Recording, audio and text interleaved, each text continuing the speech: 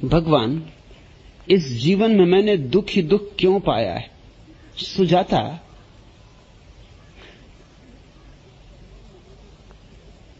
दुख ही दुख अगर पाया है तो बड़ी मेहनत की होगी पाने के लिए, बड़ा श्रम किया होगा, बड़ी साधना की होगी, तपस्या की होगी। अगर दुख ही दुख पाया है तो बड़ी कुशलता अर्जित की होगी। दुख कुछ ऐसे नहीं मिलता, मुफ्त नहीं मिलता, दुख के लिए कीमत चुकानी पड़ती है। आनंद तो यूं ही मिलता है, मुफ्त मिलता है, क्योंकि आनंद स्वभाव है। दुख अर्जित करना पड़ता है, और दुख अर्जित करने का पहला नियम क्या है? सुख मांगो और दुख मिलेगा, सफलता मांगो विफलता मिलेगी, सम्मान मांगो अपमान मिलेगा, तुम जो मांगोगे उससे विपरीत मिलेगा, तुम जो चाहोगे उससे विपरीत घटित होगा, क्योंकि यह संसार तुम्हारी चाह के अनुसार नहीं चलता, ये चलता उस परमात्मा की मर्जी से। ईसस ने अंतिम प्रार्थना की, हे प्रभु तेरी मर्जी पूरी हो। ये अंतिम भी है प्रार्थना, यही प्राथमिक भी होनी चाहिए। हे प्रभु तेरी मर्जी पूरी हो, मेरी मर्जी बीच में ना आए। सुजाता, तू अपनी मर्जी बहुत बीच में ले आई होगी, इससे दुख ही दुख पाया है।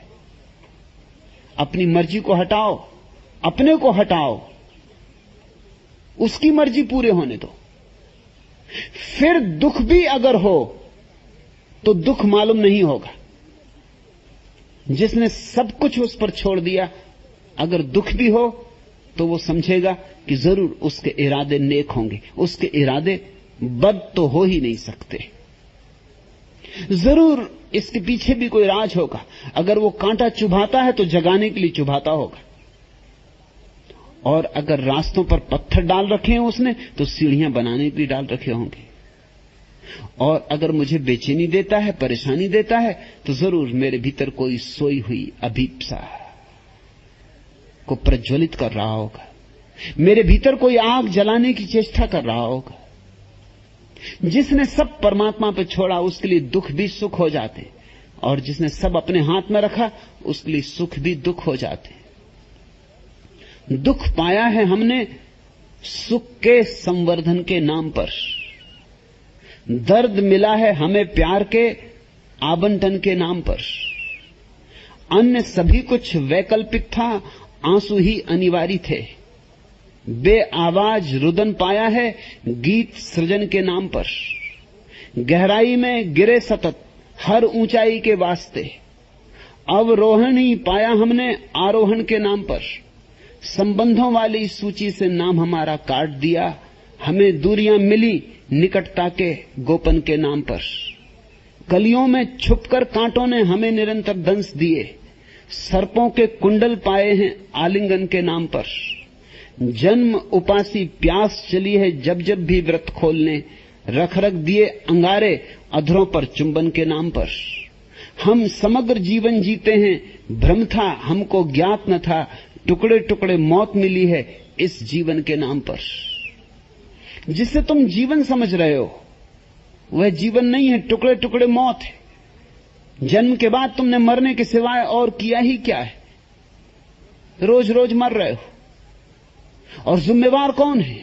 परमात्मा ने जीवन दिया है, मृत्यु हमारा आविष्कार है। परमात्मा ने आनंद दिया है, दुख हमारी खोज है। प्रत्येक बच्चा आनंद लेके पैदा होता है, और बहुत कम बूढ़े हैं जो आनंद लेके विदा होते। जो विदा होते हैं उन्हीं को हम बुद्ध कहते।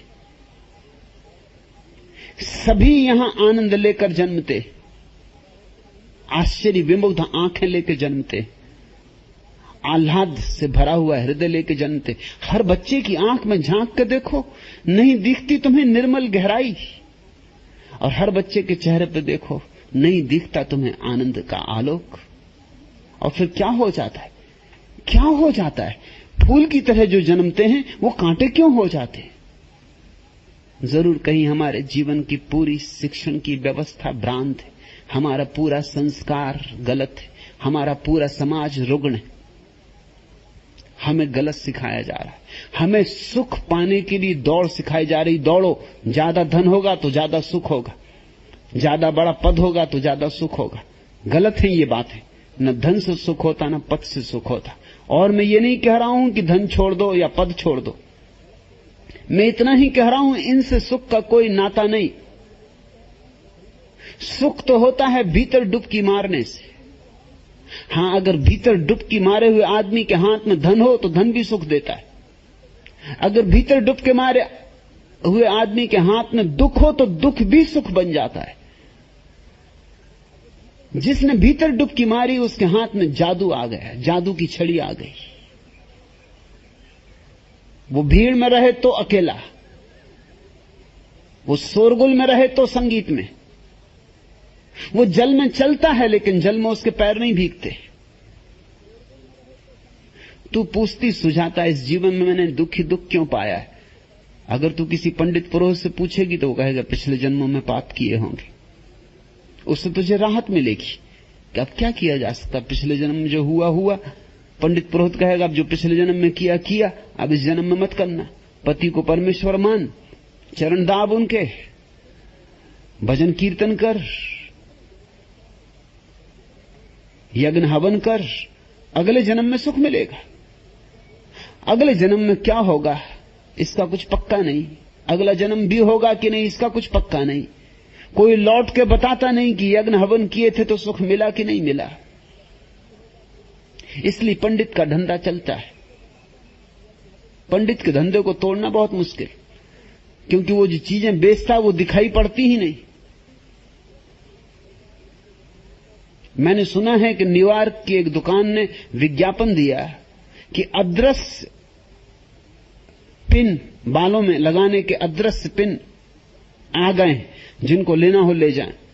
बिक्री शुरू हो गई। महिलाएं और ऐसे मौके पे छूट जाएं, कतारें लग गई। अदृश्य पिन दिखाई ना पड़े तब तो मजा आ गया, पिन दिखाई पड़ता जरा बेहुदा तो लगता ही है। एक महिला ने खरीदा, डब्बी खोली, उसमें कुछ दिखाई तो पड़े ही नहीं। दिखाई पड़ने का तो कोई सवाल ही नहीं था। अदृश्यपन दिखाई कैसे पड़े? उस महिला ने कहा कुछ दिखाई तो पड़ता नहीं। तो उसने कहा अदृश्यपन है, ये दिखाई कैसे पड़ेंगे? तो उसने पूछा कि हैं भी इसमें कि नहीं? अब उस दुकानदार ने कहा ये मत पूछो, 3 सप्ताह से स्टॉक नहीं है, मगर बिक्री तो जारी है। अदृश्य धंधे हैं, उसमें पुरोहित का धंधा सबसे अदृश्य है।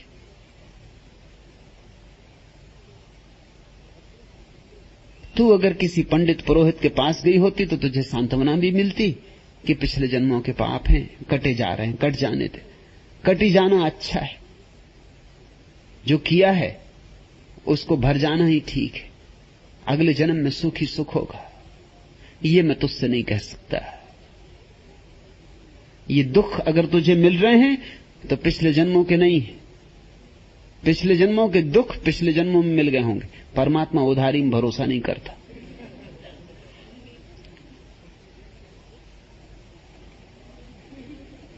अभी आग में हाथ डालोगे अभी जलेगा, अगले जन्म में नहीं।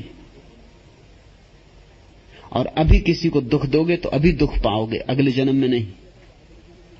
ये अगले जन्म की तरकीब बड़ी चालबाज ईजाद है, बड़ा षड्यंत्र है, बड़ा धोखा है।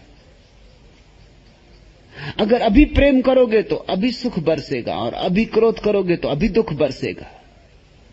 सच तो यह है, क्रोध करने के पहले ही आदमी क्रोध से भस्मीभूत हो जाता है। दूसरे को जलाओ उसके पहले खुद जलना पड़ता है। दूसरे को दुख दो उसके पहले खुद को दुख देना पड़ता है। ये पिछले जन्मों के दुख नहीं है, अभी तू जो कर रही है उसी का परिणाम है। पहले तो मेरी बात सुनकर तुझे चोट लगेगी क्योंकि सांत्वना नहीं मिलेगी, लेकिन अगर मेरी बात समझे तो छुटकारे का उपाय भी, तो तुझे खुशी भी होगी। अगर इसी जन्म की बात है तो कुछ किया जा सकता है। यही मैं कह रहा हूं कि अभी कुछ किया जा सकता है। सुख छोड़ो, सुख की आकांक्षा छोड़ो। सुख की आकांक्षा का अर्थ है बाहर से कुछ मिलेगा तो सुख, बाहर से कभी सुख नहीं मिलता। सुख की सारी आकांक्षा को ध्यान की आकांक्षा में रूपांतरित करो। सुख नहीं चाहिए, आनंद चाहिए, और आनंद भीतर है। तो भीतर जितना समय मिल जाए सुजाता, उतना भीतर डुबकी मारो। जब मिल जाए, दिन रात काम धाम से बच के, जब सुविधा बन जाए, पति दफ्तर चले जाएं, बच्चे स्कूल चले जाएं, तो घड़ी दो घड़ी के लिए द्वार दरवाजे बंद करके, घर के ही नहीं इंद्रियों के भी द्वार दरवाजे बंद करके भीतर डूब जाओ, और धीरे धीरे सुख के फूल खिलने शुरू हो जाएंगे, महासुख के। और वे ऐसे फूल हैं जो खिलते हैं तो फिर मुरझाते नहीं।